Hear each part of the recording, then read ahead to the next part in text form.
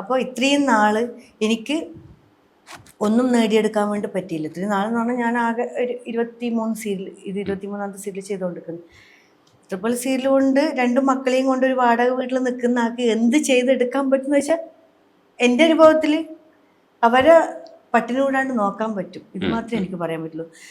അല്ലാണ്ട് എനിക്ക് കോടികൾ ഉണ്ടാക്കാൻ പറ്റുന്നു, വലിയൊരു വീടുണ്ടാക്കിയെടുക്കാൻ പറ്റുന്നു, ഒരുപാട് ഗോൾഡ് ഉണ്ടാക്കിയ ഒന്നും എന്നെ കൊണ്ട് പറ്റൂല. അതാർക്കും പറ്റില്ല, ഒരാൾക്കും പറ്റില്ല. അപ്പോൾ ഈ പുറമേ ഉള്ളവരെ ഒരു കാഴ്ചപ്പാട്, തെറ്റിദ്ധാരണ ഉണ്ടല്ലോ. എന്നോട് പലരും ചോദിച്ചാണ്, നീ ജീവിച്ച് കാണിച്ചു കൊടുക്കാൻ പോയതല്ലേ, ഇപ്പം നിനക്ക് ഡിവോഴ്സ് ആയിട്ട് ഇപ്പം എന്ത് കിട്ടി, നീ എന്ത് ഉണ്ടാക്കി, പക്ഷെ നീ എങ്ങനെ ജീവിച്ചു എന്ന് ഒരാളും ചോദിച്ചില്ല. മക്കളെയും കൊണ്ട് എങ്ങനെ ജീവിച്ചു എന്ന് ഒരാളും ചോദിച്ചില്ല. പക്ഷെ ചോദിച്ചില്ല കുറച്ച് പേര്, നീ മക്കളെ ഉപേക്ഷിക്കാണ്ട് മക്കളെ തന്നെ കൂടെ കൂട്ടിയിട്ട് ഇപ്പോഴും ജീവിക്കുന്നില്ലേ എന്ന് പറയുന്നു. കുറച്ച്, അതും അപൂർവം. അപ്പോൾ എനിക്ക് അറിയാം ഇത് ശരിയാ, എനിക്കൊന്നും ഉണ്ടാക്കിയെടുക്കാൻ വേണ്ടി പറ്റിയില്ല. ഒരു 18ാമത്തെ വയസ്സിൽ ഞാനൊരു വീട്ടുകാരെയൊക്കെ വെറുപ്പിച്ച് ഞാൻ ഒളിച്ചോടി. ആ 14 കൊല്ലം ഞാൻ അനുഭവിച്ചത്, എനിക്കൊരു ഭർത്താവിൻ്റെ സ്നേഹം, കരുതൽ ഒന്നും കിട്ടിയില്ല. 2 കുട്ടികളുണ്ടായി, ശരിയാ. അപ്പം ചോദിക്കും കുട്ടികളെങ്ങനെ ഉണ്ടായിരുന്നു, അടുത്ത ചോദ്യം അതാ, കുട്ടികളെങ്ങനെ, ഭർത്താവിൻ്റെ സ്നേഹം കിട്ടിയില്ല. ഞാൻ ചോദിക്കട്ടെ, കുട്ടികളുണ്ടായതിനെ കൊണ്ട് മാത്രം അത് ഇനി വ്യക്തമായിട്ട് നീട്ടി പറയേണ്ട ആവശ്യമില്ല, അറിയാം. അപ്പം അതിൻ്റെ ഇടയ്ക്ക് നമ്മൾ ആഗ്രഹിക്കുന്ന കുറേ കാര്യങ്ങളുണ്ട്. സെക്സ് ദയവ് ചെയ്ത് മാറ്റി വെക്കുക. അതിലുപരി നമ്മൾ ആഗ്രഹിക്കുന്ന ഒരുപാട് കാര്യങ്ങളുണ്ട്. അതൊന്നും കിട്ടാണ്ടിരിക്കുമ്പോൾ ഉണ്ടാകുന്നൊരവസ്ഥയുണ്ടല്ലോ, അതാണ് ഒരുപാട്. അത് തികച്ചും ഒറ്റപ്പെടൽ പറഞ്ഞാൽ അത് അങ്ങനെ തന്നെയാണ്. പക്ഷെ അവിടുന്ന് ഞാൻ ഡിവോഴ്സ് ആവുന്ന സമയത്ത് അതെൻ്റെ ഒരു തീരുമാനമായിരുന്നു. 32ാമത്തെ വയസ്സിലെടുത്ത തീരുമാനം. അത്രയും ലേറ്റായി പോയി ഞാനത് എടുക്കാൻ. അപ്പം എൻ്റെ അടുത്ത് ചോദിച്ചു, ഇളയ കുട്ടി ആവാൻ വെയിറ്റ് ചെയ്യണമായിരുന്നു, എനിക്കൊരു കുട്ടി പോരായിരുന്നു, ഇതെന്ത് എത്രയും ലേറ്റായി പോയേ, എനിക്കത് അന്നേ ചെയ്തുകൂടിയായിരുന്നു. പക്ഷെ ഞാൻ അപ്പോഴും എന്തുകൊണ്ടാണ് കൂടെ നിന്നതെന്ന് ചോദിച്ചാൽ എനിക്ക് സപ്പോർട്ട് ചെയ്യാൻ ആരും ഉണ്ടായിരുന്നില്ല. എനിക്ക് ആ 18ാമത്തെ വയസ്സിൽ പോയപ്പോൾ ഞാൻ ഒളിച്ചോടി പോയതാണ്, പണ്ടേ ഉള്ളതാണ്. ഈ ഒളിച്ചോടി പോയാൽ, സ്വന്തം ഇഷ്ടത്തിനും ഇറങ്ങിപ്പോയാൽ നീ നിൻ്റെ ഇഷ്ടം പോലെ നിൽക്കണം. പറഞ്ഞ കാര്യമില്ല, അത് അവരെ വേദനിപ്പിച്ചു പോയതും എല്ലാവരുടെ കണ്ണിലത് അങ്ങനെയാണ്. പക്ഷെ അവർ സപ്പോർട്ട് ചെയ്തില്ല അല്ല, പക്ഷെ അവർക്കൊന്നും ചെയ്യാൻ പറ്റൂല. എൻ്റെ കാര്യത്തിൽ അവർക്കൊന്നും ചെയ്യാൻ പറ്റില്ല. പക്ഷെ ഞാൻ 32ാമത്തെ വയസ്സിലൊരു തീരുമാനം എടുത്തു, എനിക്ക് ഇനി പറ്റൂല. കാരണം മാക്സിമം ഒരു സഹിക്കുന്നതിനൊരു പരിധിയുണ്ട്. അപ്പോഴും എൻ്റെ അടുത്ത് ലാസ്റ്റ് ചോദിച്ചോ ചോദ്യം, വക്കീലിൻ്റെ അടുത്ത് ചോദിച്ചോ ചോദ്യമാണ്, 14 കൊല്ലമായിട്ട് നിനക്കൊരു ജീവിതം തരാൻ വേണ്ടി പറ്റിയില്ല, നീ ആഗ്രഹിക്കുന്ന ലൈഫ് തരാൻ പറ്റിയിട്ടില്ല, ഒരു ചാൻസും കൂടി തരുമോ എന്നാണ് എൻ്റെ അടുത്ത് ചോദിച്ചത്. ഞാൻ പറഞ്ഞ, ഒരു പെണ്ണിനെ മനസ്സിലാക്കാൻ 14 കൊല്ലം വേണ്ട. അപ്പോൾ എനിക്ക് ലാസ്റ്റ് ആകെ തീരുമാനം എടുക്കേണ്ടി വന്നു. പിന്നെ ഈ ഫീൽഡിനകത്ത് 18ാമത്തെ വയസ്സിൽ ഈ ഫീൽഡിനകത്ത് ഉണ്ട്. ഒരു 12 വർഷത്തോളം അവനത് അടച്ചിട്ടു. എനിക്ക് എങ്ങോട്ടും ചെയ്യാൻ പറ്റിയില്ല. എൻ്റെ ആഗ്രഹങ്ങളൊക്കെ മൂടിക്കെട്ടേണ്ട ഒരവസ്ഥ വന്നു. ഒരാളോട് സംസാരിക്കാൻ പറ്റില്ല, ഒന്നും ചെയ്യാൻ പറ്റാത്തൊരവസ്ഥ. ഞാൻ ഇത് 32ാമത്തെ വയസ്സിൽ എൻ്റെ മോന് 1.25 വയസ്സാണ്. അപ്പോഴാണ് ഞാൻ വേണ്ടാന്ന് വെക്കുന്നത്. ഒരു വർഷം നാട്ടിൽ വാടകയ്ക്ക് നിന്നു. അന്ന് എനിക്ക് ബ്യൂട്ടി പാർലർ ഉണ്ടായിരുന്നു, ബ്യൂട്ടീഷ്യനായിരുന്നു. 12 വർഷത്തോളം ഞാൻ ബ്യൂട്ടീഷ്യനായിരുന്നു. അപ്പോൾ അവിടുന്ന് ഒരു കൊല്ലം നിന്നപ്പോഴും പിന്നെ അവിടുന്ന് ഞാൻ ഒറ്റപ്പെട്ടു. കാരണം അത് കൂടുതലായിട്ട് ഞാൻ ഒന്നും പറയില്ല, എന്നെ അറിയുന്നവർക്ക് അറിയാം. പിന്നെ ഞാൻ ഇങ്ങോട്ടേക്ക് ഒരു ഒളിച്ചോട്ടം പോലെയാണ് ഞാൻ ഇങ്ങോട്ടേക്ക് തിരുവനന്തപുരത്തേക്ക് ഞാൻ വരുന്നത്. ഞാൻ ഇവിടെയാണെന്ന് ഒരാളോടും പറഞ്ഞില്ല.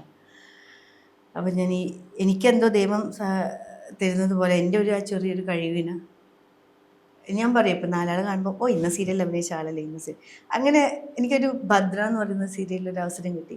പിന്നെ എൻ്റെ ഭാഗ്യം എന്ന് പറയാം, 22 സീരിയൽ ചെയ്ത് 23ാമത്തെ സീരിയൽ ചെയ്യുന്നു.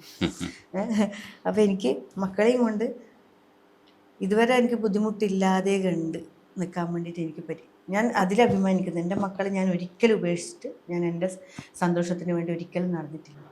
ഞാൻ അവർക്ക് വേണ്ടിയിട്ടാണ് ഇന്നും ജീവിക്കുന്നത്, അവർക്ക് വേണ്ടിയിട്ടാണ്. അവർക്ക് ഇത്രയും നാൾ ഞാൻ കൊടുത്ത ഒരു കരുതലാവാം, ആ സ്നേഹമാവാം ഇന്ന് ഏട്ടനെ വിവാഹത്തിലേക്ക് എത്തിച്ചത്. പക്ഷെ നേരെ മറിച്ച് മക്കൾ പറയും, ഒരുപാട് ആൾക്കാർ ഉപദേശിക്കാനുണ്ടാവും. അറിയാലോ, പുറമേയുള്ള ഒരാൾ വരുമ്പം സ്വന്തം അച്ഛനെ പോലും വിശ്വസിക്കാൻ പറ്റാത്തൊരു കാലത്തിലെ കൂടെ പോകുന്നു. അപ്പോൾ അറിയാം പെരുന്നാൾ എങ്ങനെയാണെന്ന് അറിയില്ല. പക്ഷെ ആ കാര്യത്തിൽ എനിക്ക് എല്ലാവരും സപ്പോർട്ടായിരുന്നു.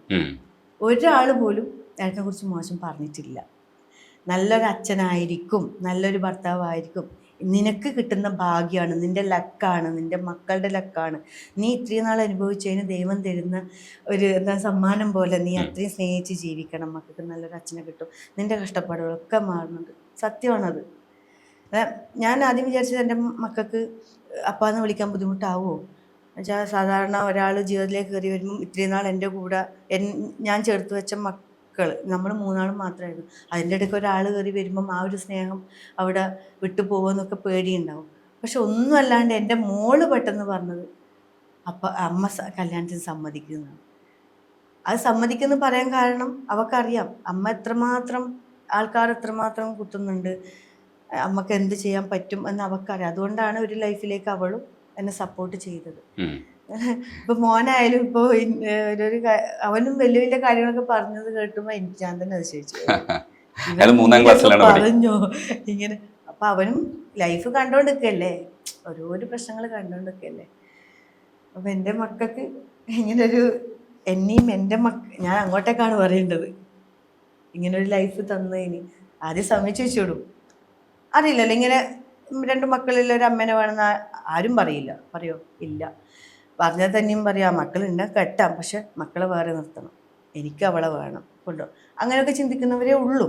പക്ഷെ ഏട്ടനോട് ഏട്ടനിങ്ങനെ കാര്യം പറഞ്ഞപ്പോഴും ഏട്ടൻ്റെ അമ്മേൻ്റെ അടുത്ത് കൊണ്ടുപോയപ്പോഴും അമ്മയായിട്ട് ഞാൻ ഏട്ടനറിയാതെ കണ്ട് സംസാരിച്ചിട്ടുണ്ട് ഒരുപാട് കാര്യങ്ങൾ.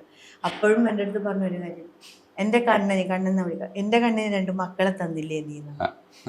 അത് തന്നെ എത്രയോ വലിയ ഭാഗ്യല്ലേ. ഏട്ടനും പറയുന്നത് എനിക്ക് 2 മക്കളെ തന്നില്ല, അപ്പാന്ന് വിളിക്കാൻ 2 മക്കളെ തന്നില്ല. ഞാൻ ആദ്യം വിചാരിച്ചു മക്കൾ അംഗീകരിക്കൂല, അപ്പാന്ന് വിളിക്കാനൊക്കെ എന്നോട് ചോദിച്ചായിരുന്നു ഞാൻ എന്താ വിളിക്കേണ്ടതൊക്കെ. മോള് കുറച്ച് വലുതായതുകൊണ്ട് ആദ്യം ഇങ്ങനെ പറയില്ല, പ്ലസ് ടു കഴിഞ്ഞു, ബുദ്ധിമുട്ടല്ലേ എങ്ങനെ പെട്ടെന്ന് ഒരാളെ എങ്ങനെ അംഗീകരിക്കും. പക്ഷെ അറിയില്ല എനിക്ക് അപ്പ തന്നെയാണ് വിളിക്കുന്നത്.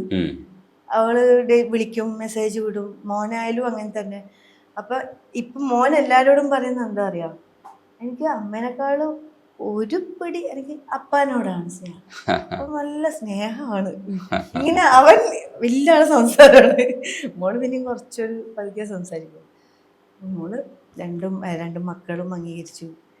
എൻ്റെ മക്കളെ എന്നെയും ഏട്ടൻ്റെ വീട്ടുകാരും സ്വന്തം മരുമോളായിട്ടല്ല, എൻ്റെ മോളെ പോലെയാണ്. സ്വന്തം ഏട്ടൻ്റെ പോലെ പറയാൻ പാടില്ല, പ്രശ്നമാണ്. ഭയങ്കര അടിപൊളി ഇതൊന്നും പറഞ്ഞു മോളെ തന്നെയാണ് ഇവിടുത്തെ അമ്മക്കും അപ്പാക്കും.